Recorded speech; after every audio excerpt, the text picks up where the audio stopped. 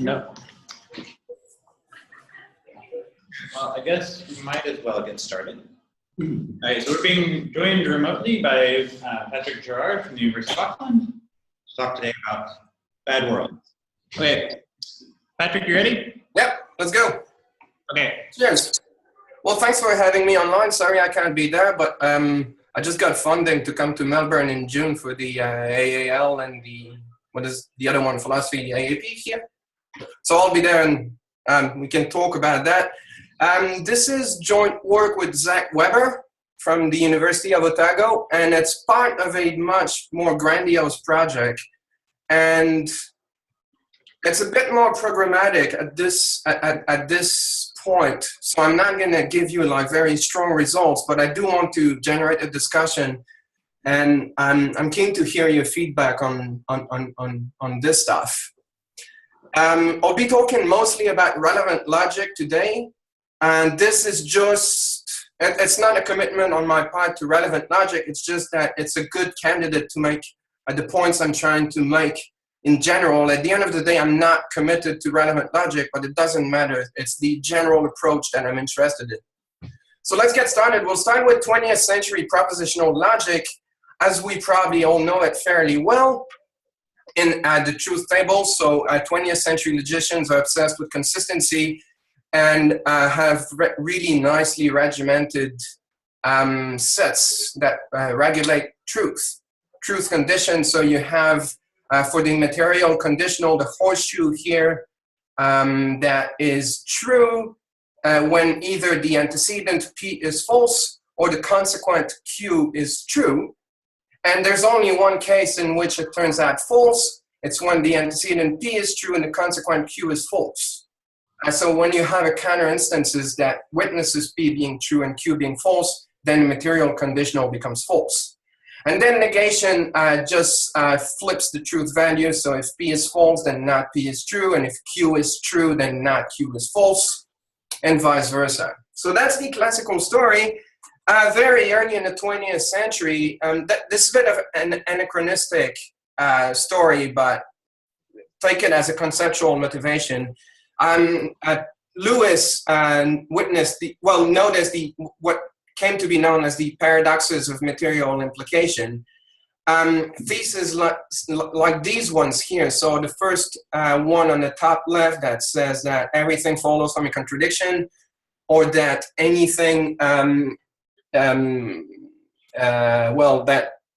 if you have a tautology in the consequent, then it's implied by anything. So P implies some tautology.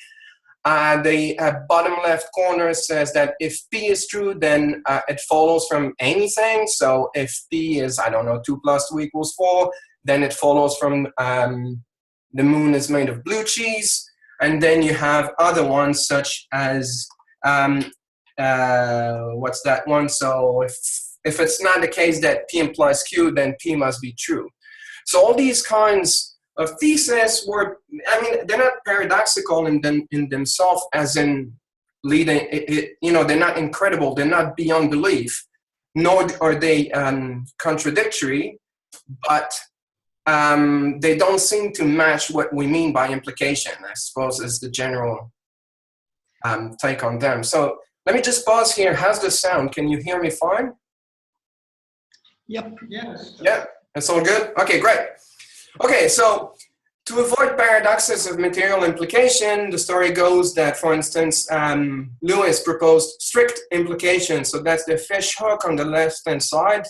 And we'll say that P implies Q would be true if it's impossible to have the antecedent true and the consequent false.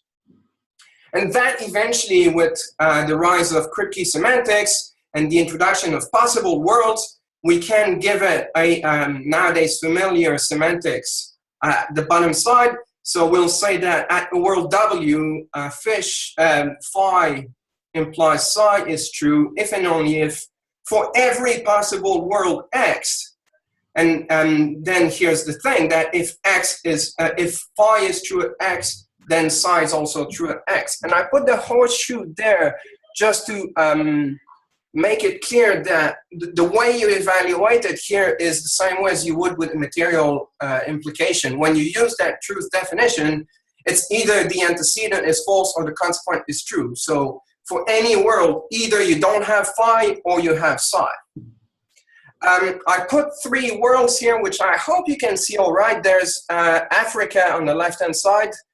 I think it's Asia in the middle, but I'll call it Australia, just in your honor. And on the right-hand side, we have America. So those will be the 3 possible worlds I use in the talk. So I'll call them Africa, Australia, and America. Does that work out? That works out fine. Okay, good.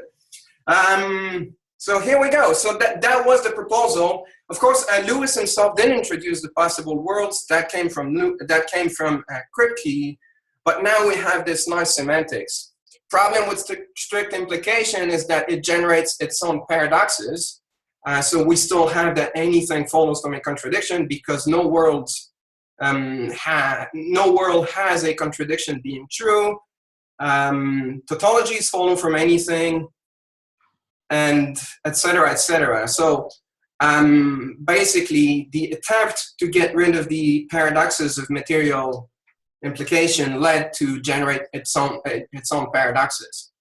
And then I suppose, I don't know to what extent that historically accurate, but that's a way to see how at least conceptually relevant logic comes in, is to also try to avoid these paradoxes and be a bit more careful, I suppose, in how you treat your possible worlds.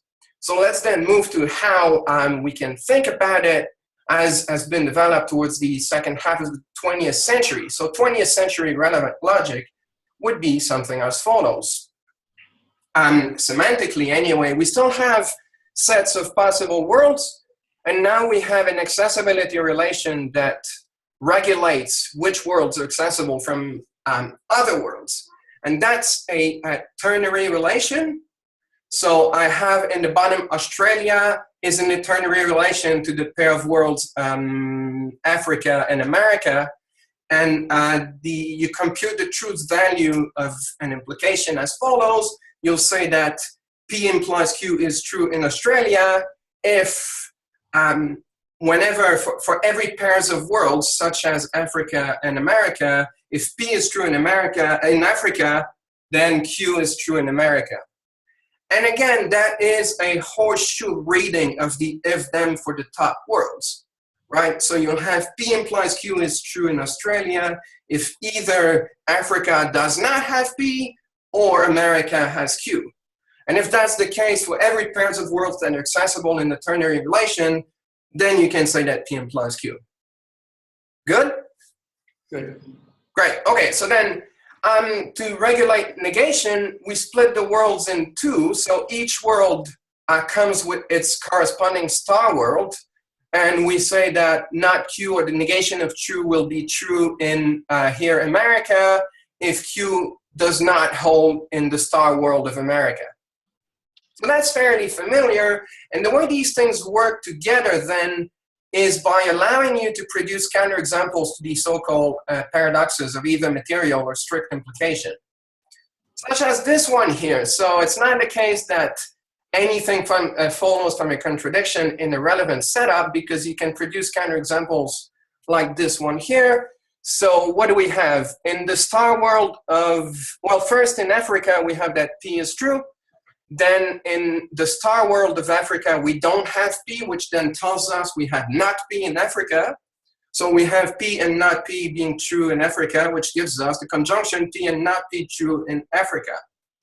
Now in America, you don't have Q in the star world. That means that you have not Q in America. And then we just produced a counterexample in which the antecedent in the Africa world is true, but the consequent is false in America world. Right? So here we have a mechanism that uses ternary relation and what I also call bad worlds here. And these are words that I've taken from the literature. For proper references here, I'll refer you to my paper, to the paper Bad Worlds that I wrote. So we have the references there. But the good worlds are worlds that are consistent. They're normal worlds. They're often called normal worlds. They're bivalent because, you know, something holds or doesn't hold, and everything holds or doesn't hold in those worlds. And they're possible worlds.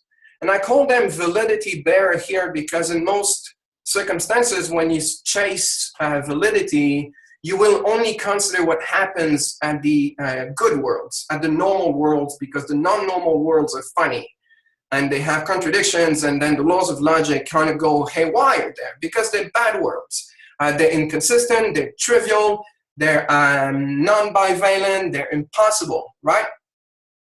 So, yep. Yep.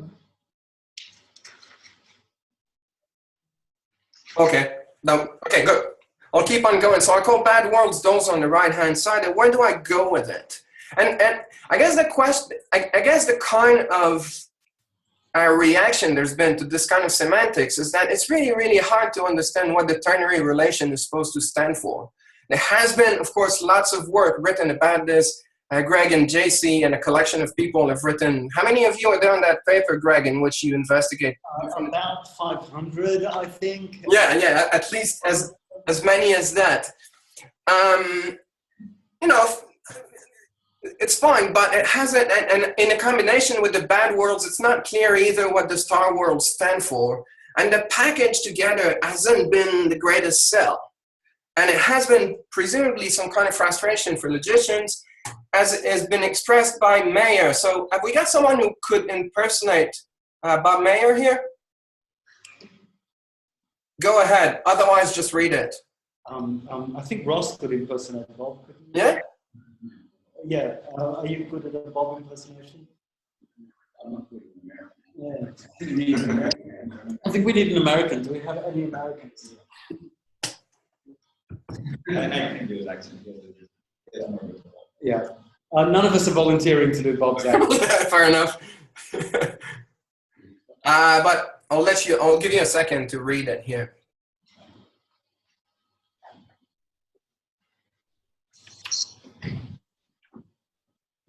No, check time. Oh, we're doing good on time.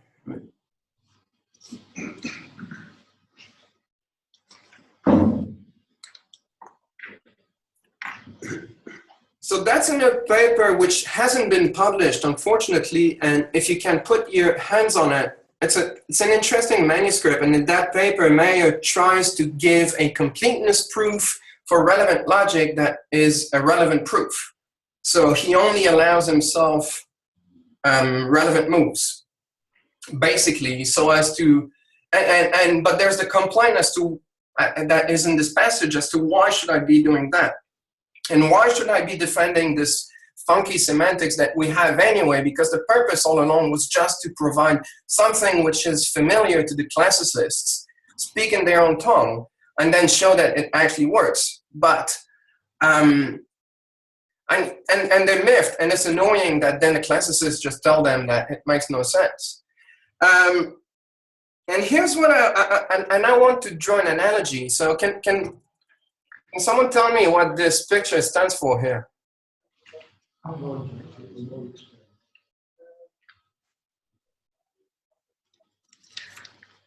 Somebody said hyperbolic space. Yeah, I think that's right. I think that's called the Poincaré disk. Yeah. And it's just a general idea that, or call it the Euclidean disk, in which you have some kind of finite two-dimensional space in which you can represent non-classical objects, right? And then you can prove relative consistency proofs. And the thing, I suppose, is that these non-classical geometries, when they're projected on that disk, just don't look that pretty. And by analogy, call the Radcliffe-Mayer semantics the Radcliffe-Mayer disk. And it is a way of sort of projecting relevant logic in a classical framework, or the other way around. It's sort of a classical representation of a non-classical object. And the idea here is that, I guess my starting point from here on is just to say that these bad worlds that are split in two and these ternary relations are only classical artifacts that come out of trying to represent the non-classical object in the classical setup. They are classical monsters. But the point is that we're not committed to those ones if we step out of the disk and go work directly in a relevant framework to begin with. And that's, I mean, it's not that surprising a claim, but how might this look like? So what you need to do is to start with some kind of relevant set theory, and we have much better ideas as to what this might look like nowadays. Lots of work has been done about it, but working with Zach, again, we don't want to give a classical set theory that represents a relevant set theory. The point of the project is to do it all in a relevant way. And that then means you develop your set theory probably using naive comprehension and some kind of stuff, and then your sets become inconsistent. And yeah, so you have a relevant set theory in the background, and you're going to, and the point is to use that set theory to build our possible worlds and define the semantics and work out the logics all along. And what we want is we'll have possible worlds that are defined as sets, and the possible worlds just in the good old way that any proposition is in the world or it isn't, and you don't have both at once.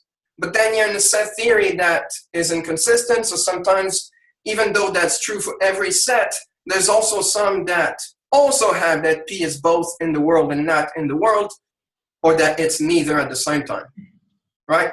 So you just piggyback on those sets. Your worlds, you build them, say, as sets of propositions the same way that you would beforehand, but it's just that on the boundary, so to speak, you generate some inconsistencies, and that gives you these kinds of inconsistent worlds. And then when you give your semantics for relevant semantics, instead of piggybacking on the horseshoe or on non-classical or classical connectives, you just do it all in a relevant way. So here, for conjunction and disjunction, we have the same old definitions that we took from classical logic. The difference is that the if and only if now is a relevant if and only if. And negation, you'll have that not P is true in the world, if and only if it's not the case that P is true in that world. But again, the if and only if is a relevant if and only if, because you're doing relevant logic, so you build your whole things relevantly. For implication, you no longer need in that framework a ternary relation or bad worlds. You just say that psi follows from phi if for all v that are accessible in a binary relation, if phi is true at v, then psi is true at v, and the if then here is the relevant arrow. So that's an entirely homophonic definition of relevant connectives. And how do you use it? Well, you can still provide counterexamples. So at the top here I have Africa, and Africa is just a possible world, but it happens to be a world that has that inconsistency. It has P and not P true there. So it has the conjunction true there, P and not P, and not Q, and therefore we just produced a counterexample. So that's a counterexample to the to some of the paradoxes. Right? Simple idea. What happens to worlds is then that what are bad worlds? Well, that becomes a new question. What are bad worlds? Because now in the good worlds you have inconsistent, maybe you have the trivial world, you have non-normal worlds, you have non-bivalent worlds, you have impossible worlds. They're just as good as any other.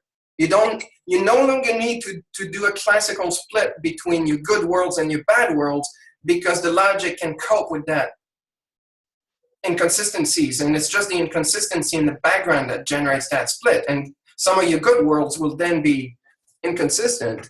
And I would even venture to go a bit farther. If you follow, say, some argument that Priest has been given for several years now, that dialetheas are just inevitable consequences of the way we think. So if you go down that line, you know, the liar sentence is a sentence that is both true and false in the actual world. So the actual world is just as bad as any other world. It's an inconsistent world. but it's not bad in the old sense of the word. We just accept that worlds are inconsistent. It's not an exclusive feature anymore. Okay? So where do we go from there? Well, soundness, how do we work out soundness in this framework? Well, we can just piggyback on the proof theory. I think what's going on here is in the same way that 20th century logicians used their logic and their proof theory to generate a set theory that give them models. They constructed models out of their proof theory. Well, why not doing the same in a relevant framework? And and then you can piggyback on well-known reasoning that we know from all the investigation and proof theory for relevant logic, because we know what relevant logic is, to reason about it. So here's a proof, for instance, when, for those who know about it, on the left-hand side are your assumptions, or you number your assumptions and you discharge them when you do arrow introduction. And you can reason in the following way, and it's what may happen is like on the third line, we just use the truth definition to take an implication being true at a world to saying that if the antecedent is true at that world, then the consequent is true at that world. And then you just reason your proof theory, and that will tell us what's valid, right? So that's not so mysterious. It, of course, becomes a bit more problematic if you want to do completeness. And here's the reason why. So in the 20th century logic, when you do a completeness proof, what you want to show is that everything which is valid is actually provable. But I only know of one direct method to show this, and it's by Kramer or something like that, as reported in Plini's Introduction to Mathematics book, and it's only for propositional logic. There may be other direct proofs, but I'm not aware of them. We've used that same method to show that you could build inconsistent truth tables and give a completeness proof. However, for modal logic and for first-order logic and for all kinds of logics, most of the proofs have been given in the contrapositives, that if you have the information that you can't prove something, then you know that it's not valid. And to know that it's not valid basically means that you can produce a counterexample. And really, a completeness proof is the second line here. That I tried to put it in a catchphrase, which I hope captures the idea that you can give an example for anything you can't prove. Yes? Sorry, you sort of broke up there for a second. Okay, from where? When you start, right after you were talking about Kalmar's completeness proof, it went. Okay. What was I saying is, okay, so I'm back now? Yeah. Good. What was I saying is that for modal logic, first-order logic, and most logics, the completeness proofs have been proceeding by proving the contrapositive, which is the second line here. So if something is unprovable, then you can produce a counterexample. And really, it's the 20th century logician that accepts the second line as a decent proof for the first line. That's a commitment that they had, and they have a good story for it, but we don't all have to accept it. But it boils down to that. So it still is the case that you want to know if we can get completeness in the sense that we can provide counterexample for anything we can't prove. And the answer is actually probably no. And here's a case. So it is the case in this logic that P implies P is true at every word, because P implies P is one of these relevant theses, so it comes out true at every word. But that does not mean that it follows from Q being true, because Q is irrelevant to whether or not P implies P is true, right? So the reason why this sentence comes out false here in Australia is not because I can produce a counterexample. It's just because it doesn't have the right kind of link between Q and P implies P. It's not relevant, so it shouldn't be true there. Good? Good. Right. So that gives a problem in terms of completeness if you expect to have completeness, because you shouldn't then expect to be able to witness anything you can't prove with counterexamples. And that's something that when you work in weak set theory and you try to work, so with Zach, we've been trying to do modal logic in some kind of like weak relevant set theory that with no contraction and stuff like that. And that's what happens. You just can't generate counterexamples for everything you can't prove. Or another way of saying it is that the proof theory is not strong enough to generate counterexamples for what it can't prove. Right? So you're a bit more in the uncertainty territory. And that raises a question about truth and validity, which now I'm getting a bit confused and all that stuff. But here's what I mean. There is a sense when you're on the Ratley-Meyer disk that truth, it seems, that's probably well known. I don't think that's a surprise, but that the Ratley-Meyer disk does not get truth of relevant logic correctly. It gets validity and it gives you completeness for validity, but it doesn't really work for truth, right? Because here's a model that has three worlds that are related in that way. Not P is true in Africa, and therefore it's not the case, and therefore you just satisfy the truth condition and you have that P implies Q is true in Australia, right? But that doesn't, I don't know, the question is this really true in a relevant way? And the Ratley-Meyer disk does not get it right. Whereas we can claim, because we use the relevant proof theory to talk about the semantics here, that even though Q implies Q is true everywhere, it does not follow from P being true. So we might lose on completeness and the ability to produce counterexamples, but we certainly gain on soundness. And then I suppose a question that becomes prominent to me is then, okay, so why do we use a binary relation at all? Why not defining it directly in this homophonic way? That you say phi implies psi is true in the world W, if and only if phi is true, then psi is true. Right? You could probably run the same kind of argument, or why using possible worlds at all? You could just say phi implies psi is true, if and only if phi is true, then psi is true. And yeah, those are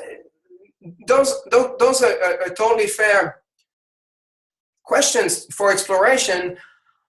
I guess one reason that that it seems reasonable to keep the accessibility relation, or at least possible worlds, in the background is what are you going to do for these kind of cases? So if you're in a model that only has one world and P is false, is P implies Q true or is it false? Right? I guess the idea here is that if you keep this intentionality of the relevant logic and keep giving it semantics using sets of possible worlds, then you have a bit more material to witness failure of truth for implication. But now that opens the whole question. I think in any way, it reopens the question as to what is truth for relevant logic. That if you agree with the story I've been given, hasn't been answered on the Ratley-Meyer disk. Okay, so I'll leave that as an open question, and now I'll just tell you what I want to do with all that stuff and why I'm interested by these kind of questions, and that's announcing bad modal logic. And because now, okay, so we have this inconsistent set theory in the background that help us, that generate, that it gives us more possible worlds, because now inconsistent worlds are part of the possible worlds. So as a modal logician, I'm interested in investigating logic for sets of possible worlds. And I think modal logic probably gives a better, well, to me anyway, just, gets more directly at the heart of the study for modal logic. And that's why, I'll leave relevant logic now and I'll ask questions about modal logic, because now that you have that set theory, you can ask all kinds of questions about modal logic. So for instance, if you have a truth definition of necessarily phi as being true if and only if phi is true in every accessible world, now here I put the double arrow just because, well, you know, what goes in there will change what you can get for modal logic. If you use a material conditional to stand for the double arrow, then you recover classical logic. You could throw in a relevant arrow, which would make it very, very hard to prove things because it doesn't contrapose and things like that. Or you can use maybe a deducibility arrow. So there is room for change. And which arrow you're going to choose will give you different things. And then you can ask about correspondence. Is it still the case that box phi implies phi is true and isolates the class of frames that are reflexive? And how about transitivity, that box phi implies box phi? Does that still isolate the class of frames that are transitive? And notice here, there's several ways in which you can write the transitivity axioms. I've written it here with a conjunction of relations in the antecedent, but you could also write it as Rxy implies that Ryx implies that Rxz. You could use different arrows again. Maybe if you have a relevant arrow in the formulation of the axiom, you can only get transitivity as formulated by a material conditional arrow, something like that. But I hope you see the point that a whole set of questions about correspondence and what you can define becomes permanent. And then the two last lines is that in classical logic, if you have box, if a contradiction is necessary, someone just joined in, hi. If you have that, a contradiction is necessary in 20th century modal logic, you're in a dead end. It's only true, vacuously true. It's when you have no accessible worlds, then you can witness it by a contradiction. But here, we allow ourselves worlds that have contradiction, so we can access worlds that have contradictions. So what frame correspondence that gives us would be different than what you would get if you had a genuine absurdity operator, as in the last line. So an absurdity operator would be some kind of formula that is absurd. When that's true, then everything is true, or something like that. And you can define stronger sense of absurdity. So then basically you have two notions of dead ends. The third one gives you that there are no accessible worlds, or the worlds that you can access have inconsistencies. The last one is just the good old dead end. But you know, I'm just raising this to tell you the kind of questions. Another thing that might be useful in this investigation, and that's how I've been going about it, is to go back to neighborhood semantics as presented in the Chalice book. So Brian Chalice and his introduction to modal logic. The reason here is that you can use set theory more directly without having to deal with implications between sets. What I mean is that, look at the definition at the top. You're talking about, you know, in the for all x, you have in the antecedent the set of worlds that are accessible, and then you have some set on the right-hand side, and there's an implication here. Well, you can get rid of that to a certain extent if you use neighborhoods, and that gives you a bit more flexibility. And then the question is, what's a normal modal logic if you have an inconsistent set theory in the background? I'm not sure that K is the answer here, but that's the kind of exploration. And then you could ask other things about expressivity, is that, you know, once you have your modal logic, which is given in some kind of homophonic truth definition, what is its expressivity? Does bisimulation still give it? Or what kind of notions of bisimulation you need to understand the expressivity of your language? So that's where personally I want to take it in terms of my research. And that's the end of the talk. So thank you.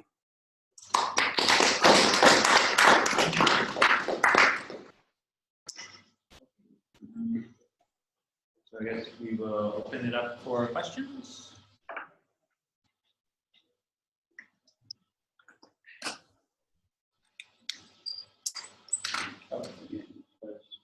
Okay, so Ross. All right, Ross Brady is going to ask a question. Okay. You might need, so we'll see how the sound goes. You might have to paraphrase it at the end. Okay, I'll move the thing closer to the mic.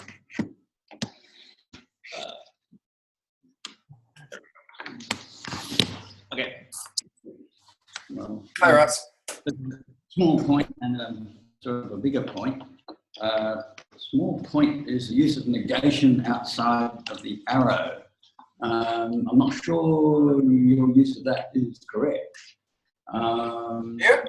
Certainly, in some of the logics that have to be M2 meta complete, that's equivalent to saying premise, conjunction, the negation of the conclusion, which certainly is not what you're wanting. And that would be a class of relevant logics. Haven't really talked about any particular one. Unfortunately, you're breaking up, Ross. I'm having a hard time hearing what you're saying.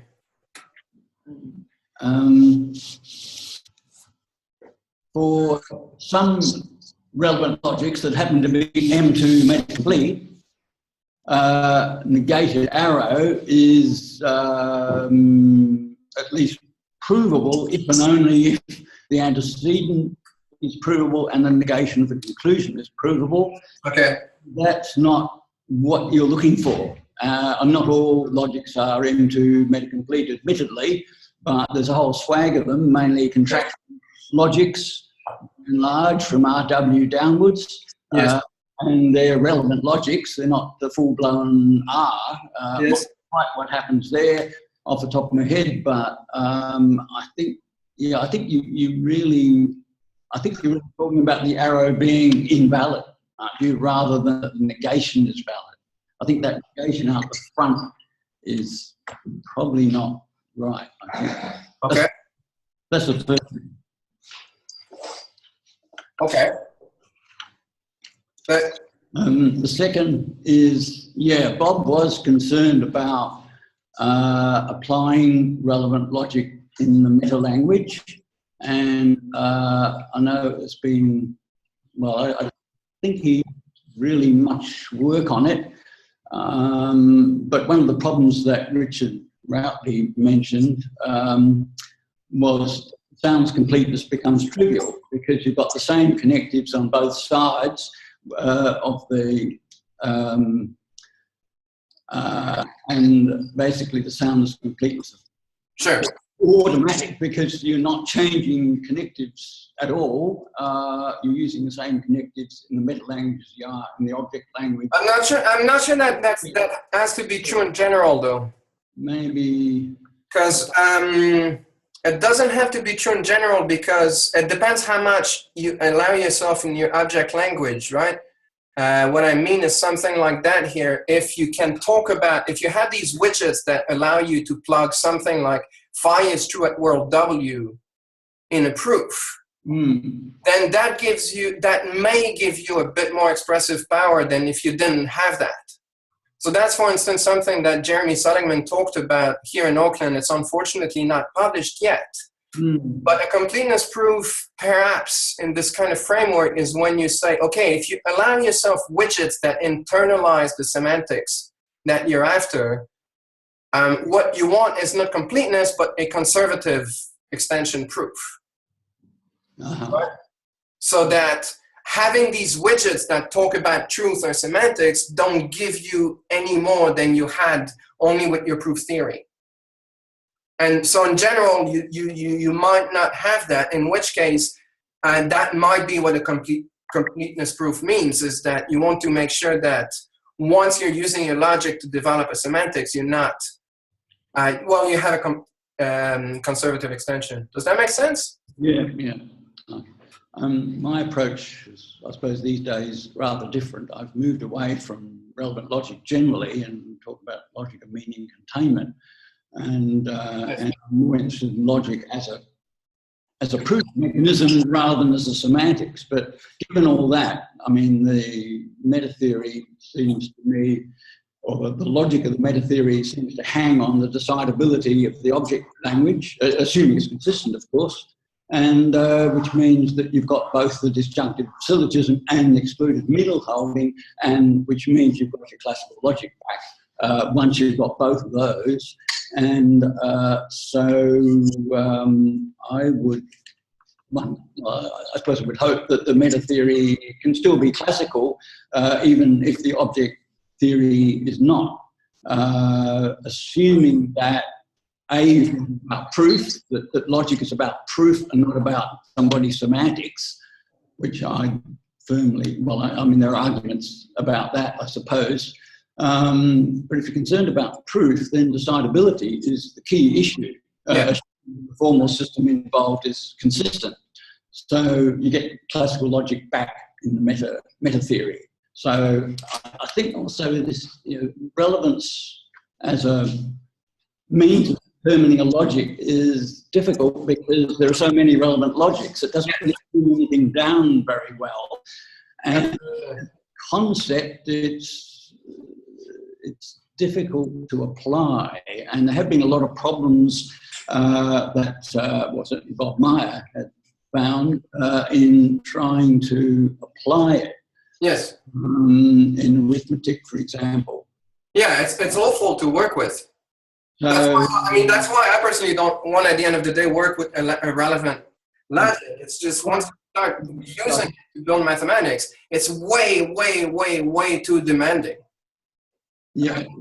It's this idea that, the link between the antecedent and the consequent is so strong that everything that you need to get the consequent is basically already encoded in the antecedent. Well, that's meaning containment. Meaning containment, I think, does work because meanings are reasonably well understood, at least as well as truth is. Yes. I think so. Yes. I think that's much clearer as a concept to work with than relevance, because relevance is. I'm with you on that one. Yeah, that's fine. That's fine by me. That's fine. Characterize a particular logic. Yes.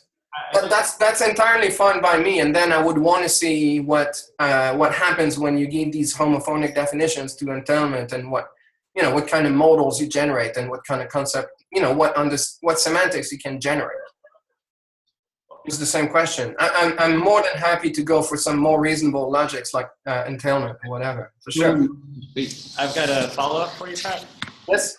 I think I've got a question that's sort of related to part of what Ross was saying. Okay. I'll flip over here so you can see me. Earlier, you were talking about the unprovability of something. If you have an unprovable, and you might not always have a counterexample. This one here? Yeah. I was wondering about the unprovability part, because usually if I want to know something's unprovable, either have a particular, a very nice proof system in which I can get the sort of underivability results, or I produce counterexamples. Yes. And if you don't have the counterexamples, you're not necessarily going to get that. So I was wondering if you could say a little bit about how unprovability was coming in here. Yeah, okay, so you did say that was a follow-up question, right? Because Ross started talking about the importance of proof. The importance of decidability, right? Yeah. Yes, so of course, if you're in first order logic, you have that result. If you can't prove it, it's invalid. And the proof goes by, it doesn't tell you how to know whether phi is provable or not, because you can't, it's undecidable. It tells you if it is unprovable, perhaps, I don't know, in God's eye or something like that. Should you have that information that it is unprovable, then you could use that information to generate a counterexample, is what a Hankin construction proof gives, I suppose. But of course, that's short of telling you whether or not phi is provable if you have an undecidable proof system. Does that address your question? Maybe I'll think about it a little bit. Okay. Anyone else?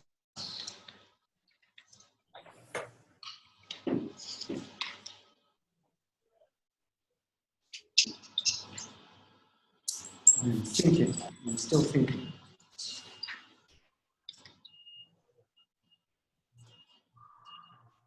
Well, I have a quick clarification question. Back on the slide that had you had the binary relation for the arrow, the binary relation semantics for the arrow. Yeah. So the if and only, the biconditional there is the same arrow that's in the object language and is on the right-hand side. Yeah. You also have that arrow as are you also using that for the restricted quantification for all V such that, or what's going on with that? Yeah. Yes. Yeah. I suppose so. Yes. Just as much as the 20th century logicians do. Right, but it doesn't matter so much for them, right? Because if they want to... No, because they think they got it right. Okay. Right, no, but then here, okay, so here I think if you want, if I was like a real purist, orthodox, like R relevant logician, then yes, definitely there would only be one arrow and that's the only one I'd be using. But I don't know, I mean, get a life. But then you could also think about different kinds, like, I don't know, the if and only if arrow here could be a deducibility arrow. Right, that if phi implies psi is true at a world W, then you can deduce from it that for all worlds that are accessible, if the antecedent is true, then the consequent is true. Or, you know, it's up for grab. Like the idea is that we don't have to use the 20th century logician arrow just because it works. Of course it works, and it's, you know, I mean, I suppose in Australasia and in this tradition, there's been so much noise as to why there's so much patterns that are actually invalid. It trivializes your thoughts. You know, yeah, we keep going about it.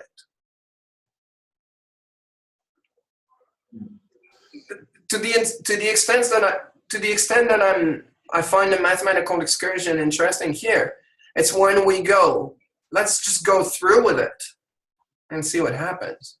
Otherwise, we're just building classical monsters. That's my strong claim. Okay. Patrick, I found my question, and this is on the, I'm a little bit confused in the dialectic. Yes. What's happening? This is the slide after the one entitled Truth versus Validity. And we're looking at the question of This one? Yep. And I remember being puzzled by what you said about this setup here. Yes. And I remember thinking about, you know, as you were talking about this, you know, what one might say about the truth or falsehood in a kind of homophonic relevant semantics, which involve world for the evaluations of the relevant arrow, but it had a relevant arrow in the meta language. And it seems to me that even if we, you know, acknowledge that all of the relevant worlds in this setup are going to be worlds in which identities are true, because after all, in absolutely every world, if, you know, relevantly, if the antecedent is true, then the antecedent, which is also the consequent, is also true. That seems perfectly relevantly applicable. Mm-hmm. So Q arrow Q is going to be true in absolutely every world. Seems fine to me, if I'm a relevantist in my meta theory, that I can construct models, homophonically interpreted models, where P implies Q are false at particular worlds, because I'll say to myself, I want to know right here, is P implies Q arrow Q true at this world? And I'll just say, well, I'll scout around and figure out relevantly the case that, you know, if, and here I am trying my Bob yeah, I'm trying to channel Bob here anyway. Is it true that, you know, take any world I like, if P is true there, then on the basis of P being true there, Q implies Q is true? And the answer seems to me to be well, no. I mean, Q implies Q is just hanging around being true in all of these worlds. Yes. If P is true there, then Q implies Q is true. And it seems like, insofar as I understand the relevant arrow, a relevant homophonic reading of this sort of semantics will allow me to not only show that Q implies Q is not valid, but seems to me like I could admit myself a model in which, in that model, it's not true from a designated world. Am I not understanding that correctly, or is that something that you agree with? Yes, I'm perfectly sympathetic to what you were saying, and I think that's exactly the same question that I have. Let me see. So are you agreeing with my statement that here the thesis is false in Australia? So which is the thesis?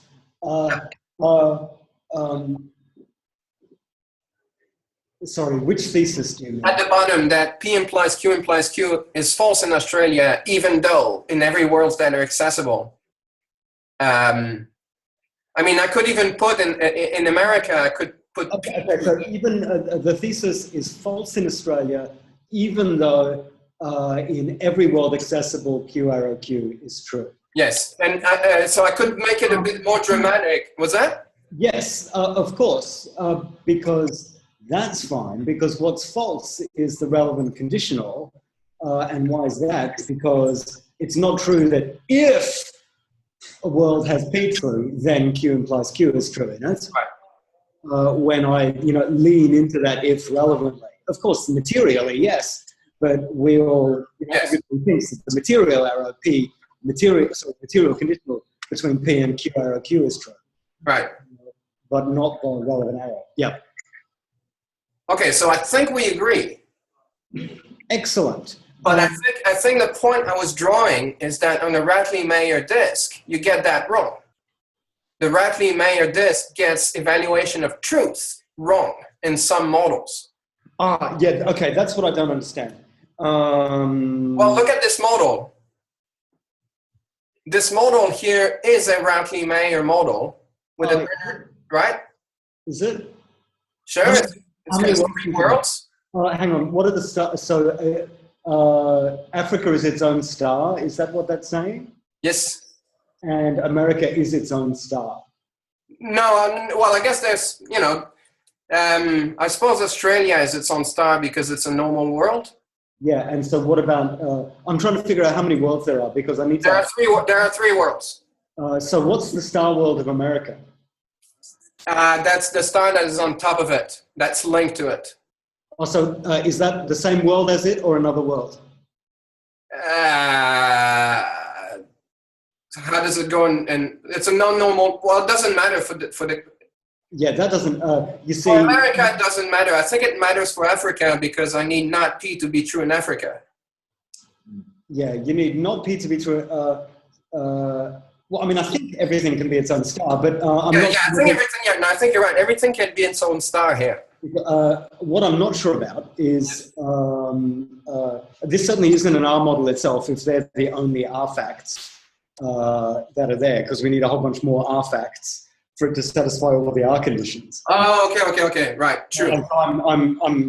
But yeah, let's grant that we can expand this out into a model just by adding a whole bunch of R facts. Yes. Yeah. Okay. So you're right about that. Add the appropriate R facts. Make P false in Africa. Yes. And then you're good, right? Well, because it is the case that I need to know. Sorry, it's the case that for every world that are accessible from Australia. In the ternary relation, if the first one has P, then the second one has Q implies Q. I'm not sure yet because the ternary relation, if there's an R model, the ternary relation applies to the triple Australia. Oh, I see. Okay, you're right. Okay. Yeah, if we grant that P is false everywhere. So we grant okay. All right. P is untrue everywhere, which I think is what you want. that's the easiest thing. If I make P false everywhere. Yeah, then this is certainly going to be true. Okay. That's what I'm after anyway. Okay. But then I don't care because in R, if I add the bottom guy, then the bottom guy is going to entail every identity. It's just going to be other things that don't necessarily entail every identity. It's one thing for R to admit that P implies QROQ is sometimes false. Yes. That means that every instance of it is got to be false. Yeah. Okay. I'm with you, and I think that's sort of the question that I'm asking that I don't think this has answered. Sure. Because I guess that's what I'm pointing at. That it tells us so much about the semantics for a relevant arrow. Yeah, and so because we can still raise that question. So there was one story you just gave in which, I don't care in some model, a bit like in modal logic. Yeah. But in some models, box P is true, and in other models, box P is false, and that's fine. Exactly. So for me, as somebody that if I put my liking the ternary relational hat on, then if I want a ternary relational model, which is a counterexample to this scheme, I am going to have a point where the P is true, which is within view of here, and there's going to be a point where it's mate in the ternary relation from here is going to have to be one where QROQ fails. So we're going to admit that, and so if we want to try and avoid QROQ failing anywhere, then of course that's out. So given that, that's totally fine. But what I was worried about was, having this sketch of a part of a model or some of the facts about the model wasn't quite enough to make the point. Okay. Yeah. Okay. Now I've got the dialectic. Thanks. That's helpful. Thanks to you too. I was sloppy here. Any other questions? I have a small clarificatory question. Yes. So you said you wanted to use the relevant set theory to create your possible worlds models to do modal logic. And I was wondering if you could just say what the worlds are on that view, right? Because classically you can have worlds as maximal consistent sets. Yes. Consistency goes out the board, goes by the wayside, and you can't. So what else goes along with the maximality, or does maximality still play a role there? Okay, so that's something I'm still investigating, to be honest. So when I was trying to build a completeness proof for some kind of modal logic, and instead of using maximal consistent world, I was trying to use the idea of maximal coherent worlds. And a world would be incoherent if everything was true at it, right? And I suppose classically incoherence is the same as inconsistency. Yeah. But if we split those, then it's not like absolutely everything goes, because you might have worlds that are incoherent. So that was what I was after, and it didn't work because I don't know the logic. Every time, I was using contraction every other line, and then Zach kept zapping me. And it's just really, really hard, to be honest. But that is exactly the question I've been investigating recently. So there's this literature on the impossible worlds and what are possible and impossible worlds. I don't like the trivial world, for instance, but I don't know that the set theory that we're using can exclude it, or can only exclude it in some kind of ad hoc fashion. And but that is the question now. It's like, inconsistency is no longer a measure of possibility, I suppose. You could have inconsistent worlds that are possible, and you could have consistent worlds that are impossible, perhaps.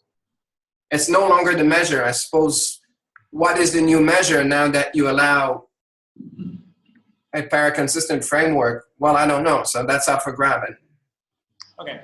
Okay. Ross has a follow-up. Yes. right on that one.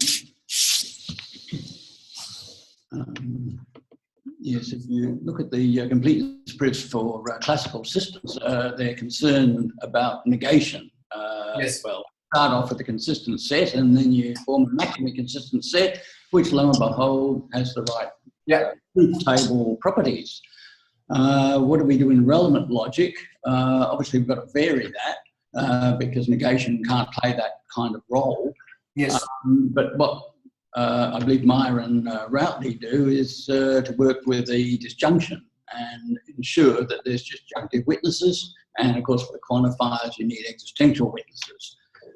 So it's all about witnessing. But when you look at the classical case, that's what's going on there as well. If you've got a consistent set and you want to make it maximally consistent, you've got to make sure that for A or not A, that one of those is present in the model that you're building. Your canonical model has to have either A or not A in it. So you've got to keep adding what it doesn't have at each stage, going through formula by formula until you get your maximally consistent set. Now, which satisfies that property. But when you think about it, A or not A happens to be in the logic. You could do the same thing with disjunction and say every disjunction must have a disjunctive witness, must be in it. So you're adding disjunctive witnesses the whole time until you get a maximal situation, and lo and behold, it has the right shape for the semantics, and you can get your canonical model and completeness. Yes. So even classically, you can work with disjunction instead of negation because you've got the excluded middle behind you and the consistency to start with. So it follows the same pattern actually as the Routley-Meyer pattern. Routley-Meyer one is more general and classical as well as relevant canonical model building. Yes. So the classical set theory. The answer, I think, is the disjunction. You focus on the witnesses for the disjunction and quantifiers. You need your existential quantifier. There is an XAX must have a witness. There must be some object in the domain. You've got to add it already. It's expanding the domain, and in the sentential logic, you just add if your A or B is in it. Then you've got to add either A or B, whichever can be done according to the deductive specifications, and lets you build it step by step, formula by formula. So, I think the witnessing is the answer in general. Yes, but if you're having consistent sets in the background, or if you're working in an inconsistent set theory, that strategy has to be differentiated, right? No, well, you can have inconsistent worlds in Routley-Meyer. You can have inconsistent worlds. So you can still close under disjunction. We have disjunctive closure or disjunctive witnessing, however you say it. That still does the job because you have an inconsistent world to start with as your starting point, and it finishes as inconsistent as well. And that can be a canonical world. Sure, but it's a classical thing. It's a classical construction. It's a classical construction. Well, the Meyer-Routley construction is fairly similar to the Henkin construction that's used initially for predicate logic, but also be used for sentential logic. The Henkin type of method where you have the formula feed, and then you just go formula by formula, deciding at each point what you're going to do in terms of what you've got to add to the model you're building up to make it, and then you go maximal, and then satisfies all the. Yeah, but I mean, the thing is, at some point, when you're adding these formulas, you have a measure. Like you can't add that formula because when you add it, it contradicts another formula. So don't add it. You have a measure that tells you whether or not you can throw that formula in. Not contradiction. I mean, that's the classical measure for the Routley-Meyer semantics, because you don't have the classical properties of negation. But you have them when they construct the possible worlds. As far as I can understand, the disjunctive closure is enough, and the measure is done deductively. You have a string, you have a conjunctive string, and then you have a disjunctive string on the right of a turnstile, and according to whether that holds or not you either add or you don't add a particular formula. That's, if I remember, that's how it works. Okay, I'll have to go back and see the details of that. Is the claim then that it's not using the maximal consistency as such? It's got a different notion of consistency, maximality. Yeah, it's you can call it disjunctive closure or Okay. witnessing, or maximizing the witnesses. Okay, good. I have to go and look into that. That's good. Yeah.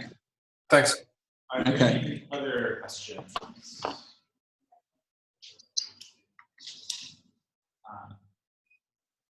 If any questions occur to people, I think Patrick's going to be around for the AAL at the end of June, so you can harass him in person. Yeah. And some of the details. So I guess it doesn't look like we have any more questions, so thank you for the talk. Thanks everybody for your time, for your questions, and I'll see you soon, Ron. Great, thanks. Cheers. All right, bye. Thanks for organizing that. Let's see. How can I get? Stop sharing. There it is. And I'll end the meeting. See you guys. All right. Yeah. See ya.